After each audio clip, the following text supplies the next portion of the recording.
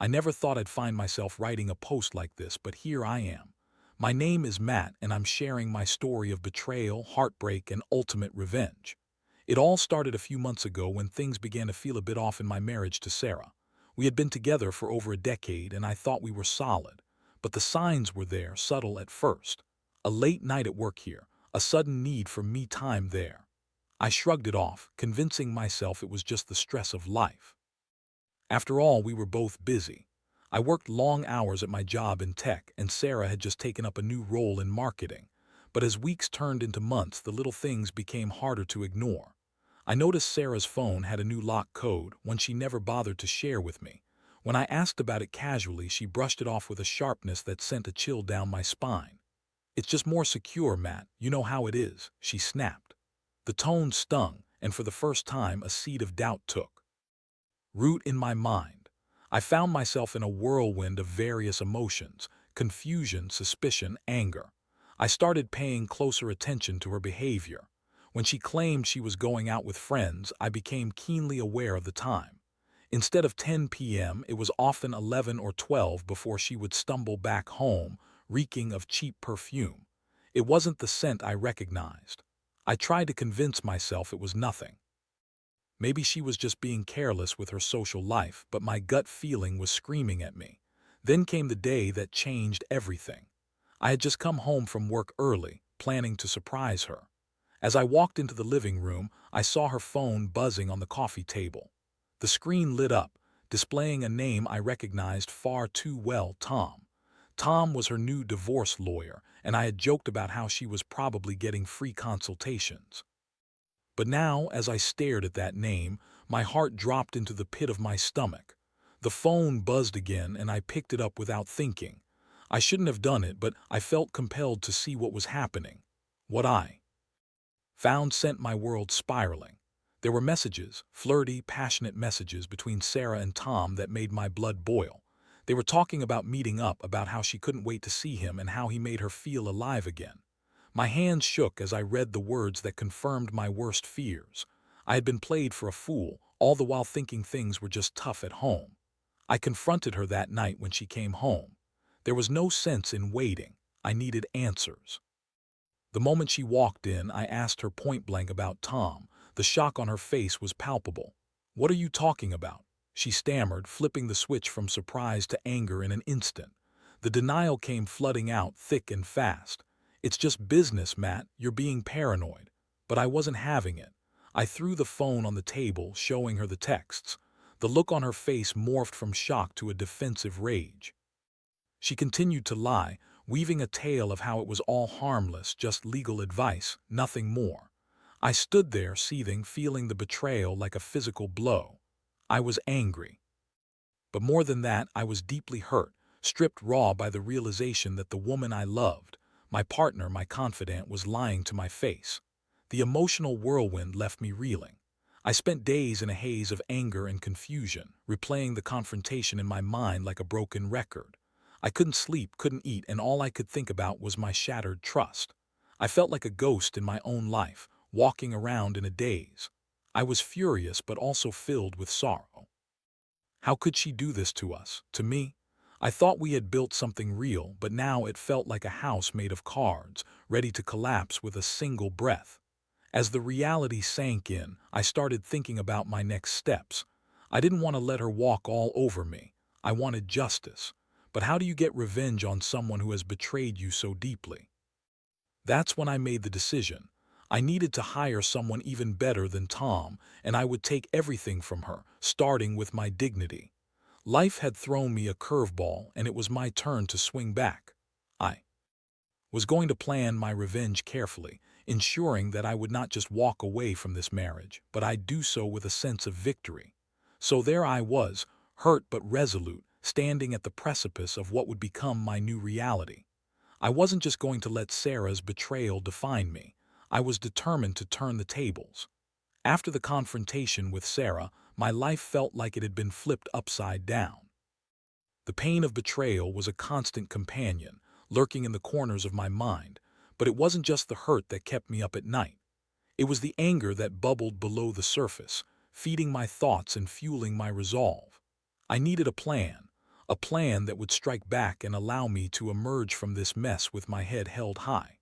That night, after Sarah had stormed off to our bedroom, I sat down at my kitchen table to gather my thoughts. My first instinct was to talk to friends, to vent and seek advice, but I knew I didn't want to share this with anyone just yet. I needed to think clearly, free from the influence of well-meaning friends telling me to calm down and just let it go. I needed to forge my own path. I grabbed my laptop and began researching divorce lawyers. Not just any lawyers, but the best of the best. I wanted someone who could not only help me navigate the legal waters, but also give me an advantage over Sarah. I knew she would be leaning on Tom for advice, and if I wanted to win this battle, I had to find someone who could outsmart him. Hours later, I found a lawyer named Jessica. She had an impressive track record and a reputation for being fierce in the courtroom. I made an appointment for the next day. My heart raced at the thought of finally taking control of the situation, and the excitement of revenge lit a fire within me. But I needed to play it cool. I didn't want Sarah to catch wind of my plans. The following day, I walked into Jessica's office with determination. As I explained my situation, I felt a sense of clarity wash over me. She listened intently, taking notes and asking the right questions. When I told her about Sarah's affair, Jessica's eyebrows raised. "You have a strong case for a divorce, and with the right approach, you can ensure that you come out ahead," she said, her voice calm yet powerful. I couldn't help but feel a rush of adrenaline. Here was someone who understood what I was going through, someone who was ready to fight for me. She laid out a plan for how we would proceed, detailing steps regarding asset division and spousal support. With every word she spoke, my anger transformed into a cold, calculated resolve. I was no longer the victim, I was the one in control. In the weeks that followed, I worked closely with Jessica, gathering evidence of Sarah's infidelity.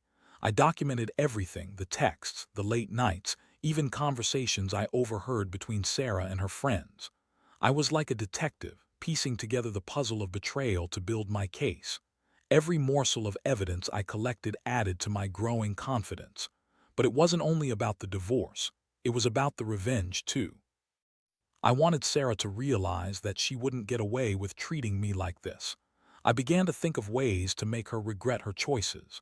I envisioned a scenario where she would have to face the consequences of her actions, and it filled me with a sense of satisfaction.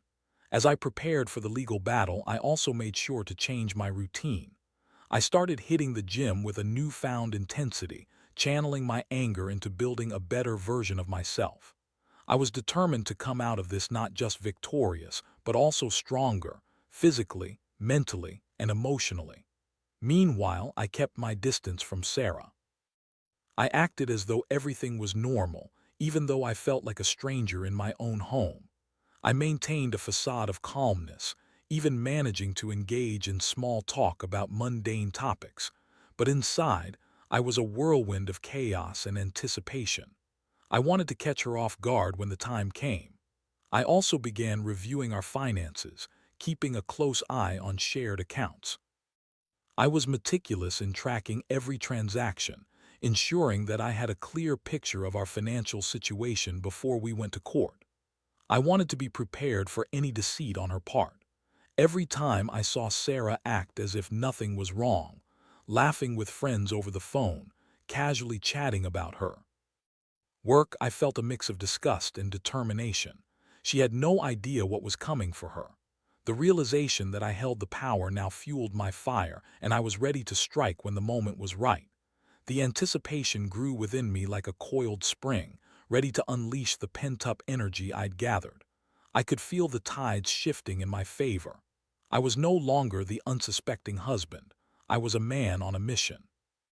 As I continued to prepare for the next stage, I felt a strange sense of empowerment. I had been wronged, yes, but now I was no longer the passive victim of Sarah's choices. I was taking charge of my life, and it felt exhilarating. I was ready to move forward, to rebuild, and to emerge from the ashes of this betrayal as someone new, someone better. Little did Sarah know that she had awakened a storm, and soon she would face the full force of my revenge. As the days turned into weeks, I found myself consumed by the preparations for the impending divorce. My conversations with Jessica became the highlight of my week.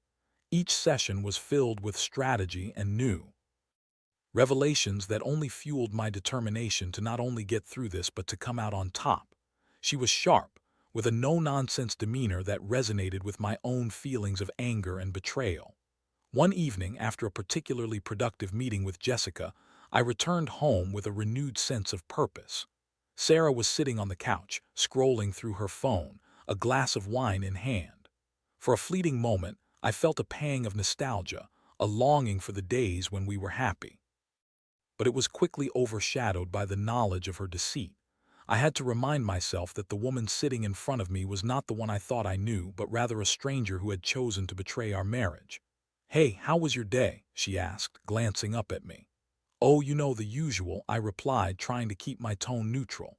I could feel the tension between us, thick and suffocating, but I couldn't let her see how much I was hurting.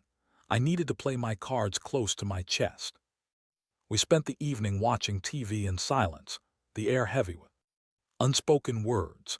I could sense her trying to read me, perhaps aware that I was no longer the husband she could manipulate at will, but I had built up walls and I wasn't letting her in.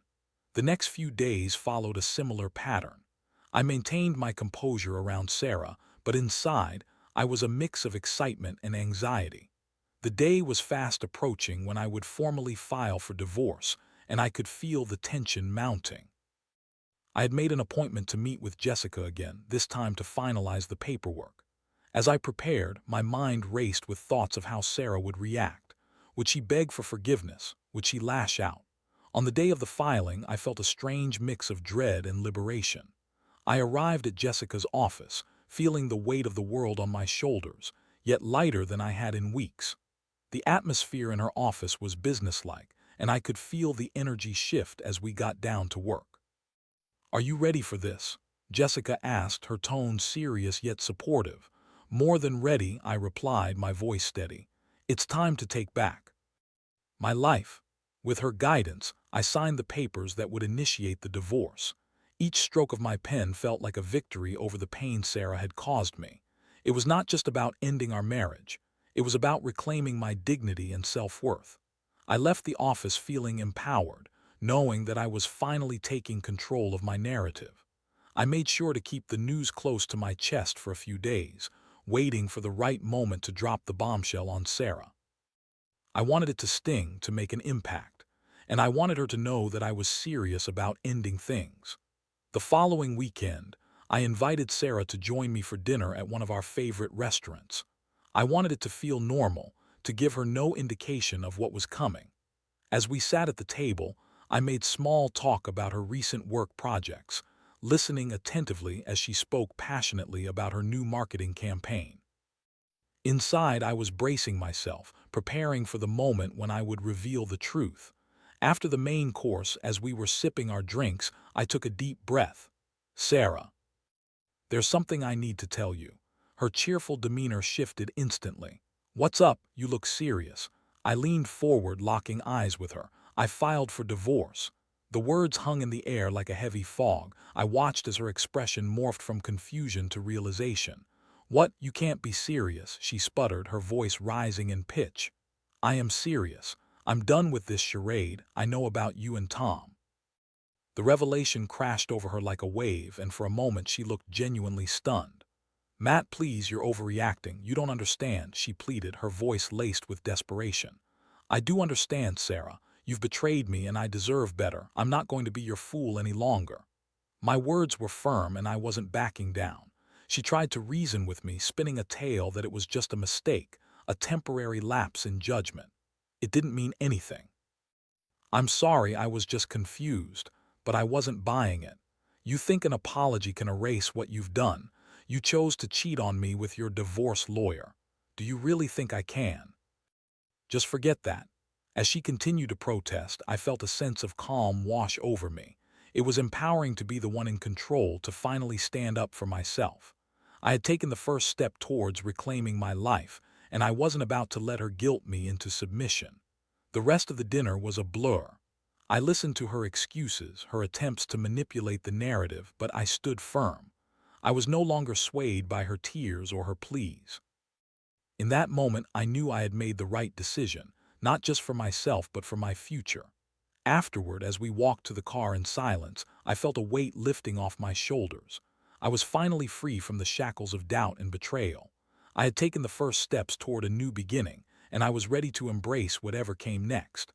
As Sarah drove home, I felt a strange mix of sorrow and liberation. Though it hurt to say goodbye to the life we built together, I knew it was necessary. I was ready to start fresh, and nothing could hold me back. Little did I know, the real battle was just beginning, and I was more prepared than ever to fight for my future. The days following my confrontation with Sarah were a whirlwind of emotions and activities. While she tried to salvage what was left of our marriage, I focused on preparing for the battle ahead. Each day brought new challenges, but I was resolved to stay one step ahead of her and Tom. The initial shock of filing for divorce seemed to hit Sarah hard. She oscillated between anger and desperation, attempting to manipulate me into reconsidering my decision. One moment, she'd be the sorrowful wife pleading for a second chance, and the next, she'd be the cold, biting woman who had lashed out at me in our earlier confrontation. I had to remind myself that this was all part of her strategy. She was trying to regain control in a situation where she had lost it completely. I had a few more meetings with Jessica, who was becoming not only my legal advisor but also a trusted confidant. She was practical, outlining our strategy and preparing me for what was to come. Expect Sarah to fight back hard, she warned. She'll use every trick in the book, but remember, you have the upper hand. With Jessica's guidance, I gathered more evidence of Sarah's infidelity. I obtained phone records, documented conversations with friends who confirmed her deception, and even reached out to a colleague of hers who had seen her and Tom together. Each piece of evidence felt like a victory, building my case and solidifying my resolve. I was determined to ensure that I walked away from this marriage with everything I was entitled to and then some. We decided to file for divorce under the grounds of infidelity, and as the paperwork was drafted, I felt a sense of relief wash over me. I was finally taking control of my life and my narrative. No longer would I be the victim in this story. I was ready to be the hero. But that didn't mean I was immune to the emotional toll. Despite my determination, there were moments when a wave of sadness would crash over me. I found myself reflecting on the good times we had shared, the vacations, the laughter, the dreams we once built together. It was hard to reconcile those memories with the reality of betrayal that now filled our home. One evening, as I was going through old photos, I stumbled upon a picture from our wedding day. We looked so happy, so in love. I sat there for a moment, feeling the weight of the memories.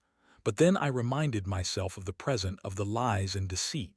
The past was dead, and I needed to focus on moving forward. Around this time, the situation with Sarah escalated.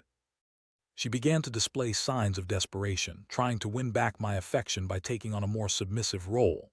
She would cook dinner, play the doting wife, and pretend as if nothing had happened. It was painful to witness, especially knowing it was all an act. I began to understand her attempts to manipulate me. She was trying to make me feel guilty for wanting to leave. One evening, she tried to initiate a heart-to-heart conversation. "Matt, can we talk about this? I think we can work through it." "I love you," she said, her voice trembling. I looked at her, my heart heavy yet resolute.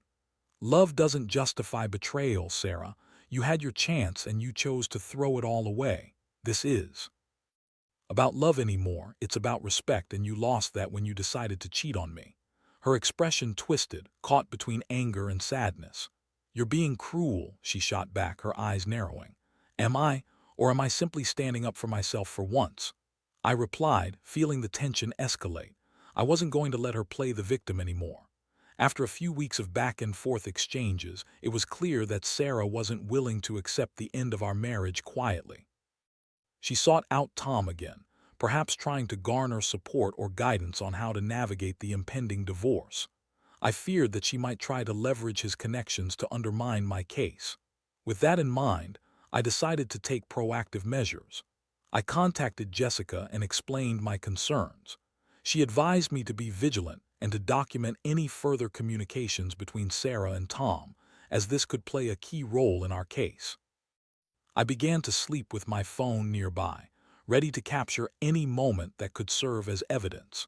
My instincts told me that Sarah would try to manufacture a narrative that put her in a more favorable light, and I needed to be prepared. The emotional warfare was just beginning. One afternoon, I was home working on some documents when I heard Sarah on the phone in the other room. I couldn't help but eavesdrop, my heart racing as I tried to catch snippets of the conversation. "I can't believe he's doing this to me, Tom," she said, her voice tinged with frustration. "I never meant for it to go this far. I thought he would forgive me." As I listened, my heart hardened. The facade was crumbling. She was trying to paint the picture of an innocent woman who had simply made a mistake. I could hear Tom's voice on the other end, calm and reassuring, but I couldn't make out his words. It didn't matter. The very fact that she was confiding in him again made my blood boil. After the phone call ended, I felt a surge of motivation. I couldn't let her get away with this narrative. I needed to confront her about it and make sure she understood that I wouldn't be the one to sweep her betrayal under the rug. When she returned to the living room, I didn't hold. "I heard your conversation with Tom. You're still going to him for advice even after everything. You have no shame, do you?" She paused, her eyes wide. "Matt, it's not what you think. I was just what?" I interrupted. "Trying to make me feel guilty, trying to convince him that I'm the bad guy in all of this. You think I'm going to let you play the victim here? Stop it, you're twisting everything," she shouted, her frustration boiling over. "No, Sarah, you're the one twisting reality. You wanted this life and now you have to face the consequences. You did this to yourself," I said, feeling a sense of empowerment surge through me. As she stormed off into the bedroom, I felt a rush of satisfaction. I was finally asserting myself, refusing to let her manipulate the situation any longer. I had made my decision, and I was ready to fight for my future. The battle was far from over, but I was prepared. The more I stood my ground, the more I felt my confidence grow. I was not only fighting for what was rightfully mine, but I was reclaiming my identity and my strength. In that moment, I realized I was ready to face whatever consequences lay ahead, and I would do so with my head held high. With each passing day, I was no longer just a man betrayed. I was a man seeking justice. I was ready for the courtroom battle that loomed on the horizon, and I knew that I was armed with the truth. As the date for the divorce hearing drew closer, the atmosphere in our home became increasingly charged. The tension was palpable, and it was clear that both Sarah and I were gearing up for the impending battle. I felt like we were in a war zone, and every day was filled with tactical maneuvers and strategies. I continued to meet with Jessica frequently, going over the evidence we had collected and refining our approach. She emphasized the importance of remaining calm and collected during the hearings, reminding me that emotions could easily cloud judgment. I knew that I had to stay focused and not let Sarah's attempts to provoke me get under my skin. The night before the hearing, I found myself lying in bed, unable to sleep. My mind was racing, with thoughts of the possible outcomes and how I would handle them. I envisioned Sarah bursting into tears, pleading for reconciliation, or perhaps trying to paint me as the villain in all of this. I needed to be prepared for anything. As I laid there, I thought about how far I had come. Just a few months prior, I had been a man filled with doubt and heartache. Now, I felt like I was reclaiming my life piece by piece. I remembered all the times I had doubted my worth, and I felt empowered by the knowledge that I was standing up for myself. This was my moment to shine, to take back everything that Sarah had tried to strip away. The next morning, I suited up and headed to the courthouse, my heart pounding in my chest. As I walked through the familiar halls, I could see other couples and families, each with their own stories, their own pain. I felt a wave of solidarity with them, knowing that I wasn't alone in my struggles. But I also felt a renewed sense of determination. I was fighting for my future, and nothing could deter me. When I arrived in the courtroom, I was struck by the formality of it all. The judge sat at the front, the clerks busily shuffling papers and lawyers obviously preparing their cases. I took my seat, glancing over to see Sarah walk in, her face pale and strained. She looked as if she had been through the ringer, and even though a part of me felt pity, I quickly squashed it down. This was not the time for sympathy. As the hearing began, I felt the adrenaline coursing through my veins. Jessica stood beside me, exuding confidence as she laid out our case with precision and clarity. She presented the evidence of Sarah's infidelity, painting a vivid picture of betrayal and deceit. The courtroom was silent, the weight of the situation heavy as the judge listened intently. When it was time for Sarah to speak, she took the stand with a shaky breath. I could see her rehearsed tears glistening in her eyes as she began to recount her version of events. "I made a mistake, Your Honor. I was confused and lost, but I love my husband," she pleaded, her voice quivering. I felt a surge of anger at her manipulation. She was trying to rewrite history to portray herself as the victim. I couldn't let her get away with it. Just as she started to elaborate on her feelings, Jessica stood and objected, pointing out the inconsistencies in her narrative. The judge looked at Sarah, clearly skeptical. "Ms. Johnson, you were unfaithful. How can you expect the court to believe that you love your husband when you chose to betray him?" Sarah faltered under the judge's questioning, her facade cracking. "But I didn't mean for it to happen. It was a one-time thing," she exclaimed, desperation creeping into her voice. I felt my heart race as Jessica seized the opportunity. "Your Honor, we have evidence proving that this was not a one-time mistake. The affair lasted several months and involved ongoing communication with Mr. Parker, the divorce lawyer." As the judge absorbed the information, I felt a sense of vindication. This wasn't just a divorce, it was a reckoning. I was finally able to voice my side of the story, my pain and betrayal, and it felt liberating. I stood up and addressed the court, my voice steady but filled with emotion. "My wife made a choice to cheat on me. I've worked hard to build a life together, and she shattered everything we had. I deserve to be treated with respect and dignity, and I want to ensure that I walk away from this with what I am entitled to." The judge nodded, acknowledging my statement. I saw Sarah's expression shift from one of defiance to pure distress. It was clear that she was realizing the gravity of the situation. Everything was unfolding just as I had planned. As the hearing progressed, I watched Jessica skillfully dismantle Sarah's defense. She highlighted our financial contributions, our shared assets, and the emotional toll the affair had taken on me. The judge asked pointed questions, and with each answer I could see Sarah's case crumbling. Finally, after what felt like an eternity, the judge called for a recess. I stepped outside for a moment to collect my thoughts. The adrenaline was still pumping through my veins, but I felt a sense of calm wash over me. I had fought for my truth, and I knew that I had done everything I could to present my side of the story. When we returned to the courtroom, the judge delivered the ruling. "Given the evidence presented and the circumstances surrounding this case, it is clear that there has been a breach of trust. I will grant the divorce and recommend equitable distribution of the assets." The words hung in the air like a victorious anthem. A wave of relief washed over me. I had won, but more importantly, I had reclaimed my dignity. As I glanced at Sarah, I saw the realization that her attempts to manipulate the situation had failed. Her eyes brimmed with tears, but I didn't feel sympathy. Instead, I felt empowered. As I left the courthouse, I took a deep breath, feeling the weight of the world lift off my shoulders. I was no longer tied to the betrayal that had haunted me. I had fought for my future, and now it was time to embrace it.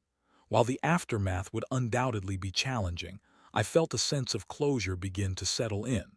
I had taken the first step in healing, and I was ready to move forward. The journey was far from over, but I was ready to forge a new path.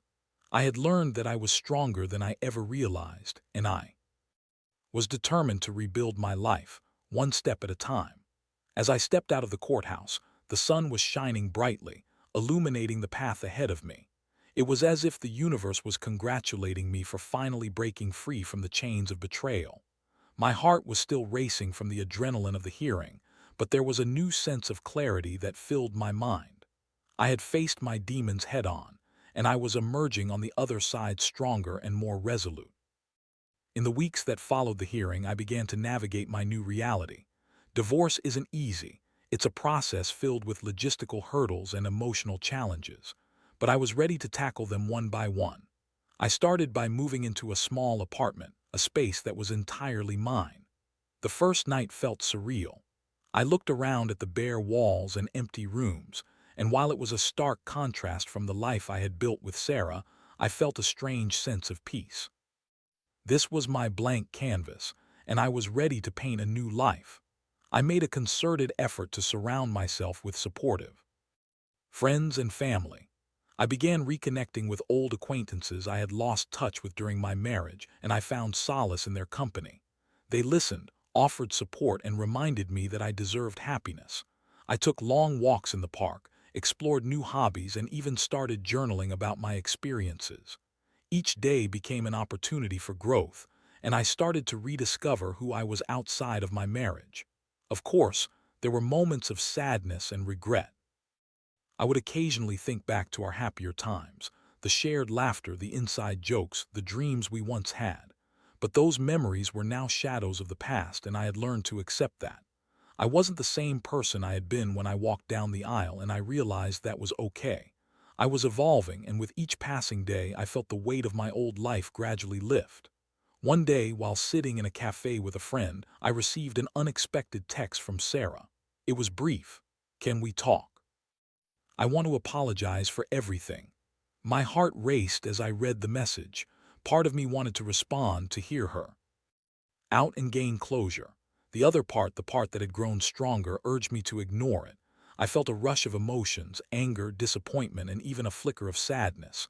But I knew deep down I had to stay true to myself. I was no longer the man who would let her dictate my feelings. I took a deep breath and decided to reply, but not in the way she might have hoped. "I appreciate your message, but I think it's best if we don't talk. I need to focus on my own healing now." As I hit send, I felt a wave of empowerment wash over me. I was standing firm in my resolve, and it felt liberating. In the months that followed, I continued to build my new life. I focused on my career, advancing in my job and taking on new challenges. I found joy in small things, cooking for myself, diving into new books, and even discovering a passion for photography. I began exploring the world around me with fresh eyes, finding beauty in places I had overlooked before. I also began dating again, cautiously at first. I met someone named Emily at a social event, and we hit it off. She was kind, funny, and shared similar interests.